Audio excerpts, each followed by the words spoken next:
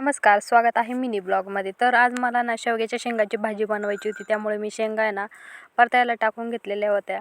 सर्वात अगोदर तेल वगैरे आणि आपले काही घरगुती मसाले वगैरे टाकून घ्यायचे आणि आपल्या मस्तपैकी ना शेंगा पण परतून घ्यायच्या. मी काही याला सेपरेट वगैरे शेंगा शिजवत बसत नाही, कारण शेंगांना थोड्या बारीकच होत्या. त्यामुळे मी डायरेक्ट मसाल्यातच त्या शिजवून घेतल्या. आणि मला कितीही थोडा मसाला काढायचा असला ना तरी पण मला हे थोडं मोठंच भांडं घ्यावं लागतं, कारण माझं छोटं भांडं ना ते बिघडलेलं आहे. त्यामुळे ना मी यातच मसाला करत असते. मसाला तर मिक्सरला बारीक करून घेतला. त्यानंतर ना छान असा तो शेंगामध्ये मिक्स केला. शेंगाला पण छान अशी तरी आलेली होती.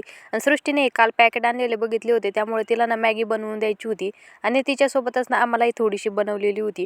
मॅगी तर छान अशी तयार झालेली होती. मी काही काल ताक बनवलेलं होतं, ते ताक ना मी ते लिंबुनीच्या झाडाला घालत असते बरं का.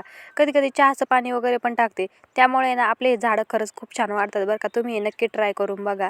इथे हे 4-5 आठवडे झाले तेव्हा ना हे ब्लाऊज शिवून ठेवलेली होती. त्याला काही हुक वगैरे बसवायला योग येईना. अहोंनी आमच्यासाठी ना ही छान अशी खारी पण घेऊन आलेली होती.